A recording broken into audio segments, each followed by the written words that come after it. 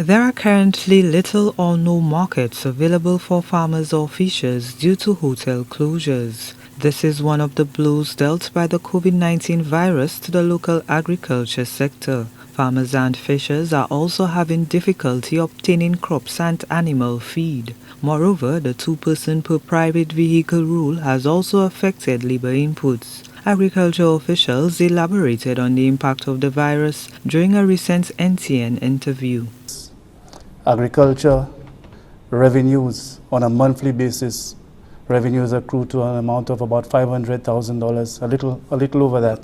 And that means that the farmers and the fishers, those who provide the produce to the hotel industry, that revenue has not been coming in. So it has impacted the industry and the income of farmers. Overall, the main concern for everybody in all the subsectors, agro-processing, fishers, livestock farmers, crop farmers, they all say one thing: they want market access. They want to sell the produce, and it has impacted their revenue, the income stream. And that is the main concern for a lot of those persons.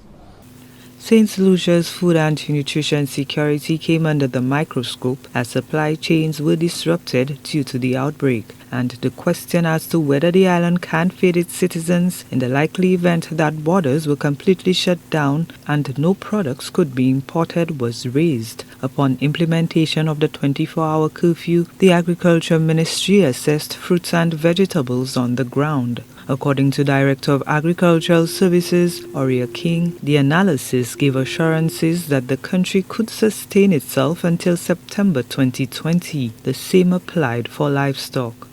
Processed poultry, how much was in storage, how long it would have lasted us.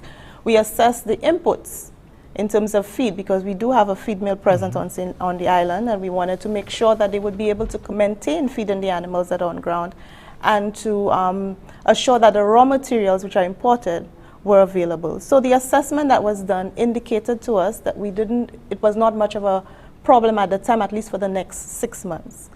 Also, we did some assessments based on I think we did a 5 to 10 year trend in terms of our data for import, exports, and local consumption from our corporate planning unit, to get an idea of what our demand would be around this time of the year.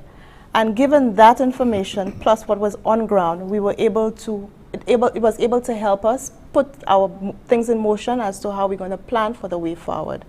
The pandemic has halted the 7 Crops project. The initiative identified crops which farmers can produce widely to reduce the island's import bill. While the country wants to ramp up local production, Chief Extension Officer Kemwell Jabati says farmers need to measure their output to avoid a glut on the market. You might have read a couple articles that said the Ministry of Agriculture has advised farmers to cut back production. That is not the case. That has never been the case. What we have actually advised farmers in this environment is to pay attention to the quantities being established at any given time, recognizing that perhaps about 40% of the absorption at the hotels no longer exists. We want farmers to maintain consistency. We are not very sure what the importation will look like. And so the message here is regulate the production quantities, so plant smaller quantities more frequently, depending on the crop, to ensure that we have consistency of supply of these particular products. Other projects curtailed by the COVID-19 virus include the National Diagnostic Facility and the Seaweed Program. Officials remain optimistic that the sector will rebound post-pandemic, given the approval of the projects in the 2020-2021 budget estimates, two of which is the $7.2 million COVID-19 response plan and the adaptation project. Notwithstanding some setbacks, officials say the pandemic has presented opportunities for farmers and fishers to step up their game to lessen the food importation bill. Gina Filippi, HTS News Force.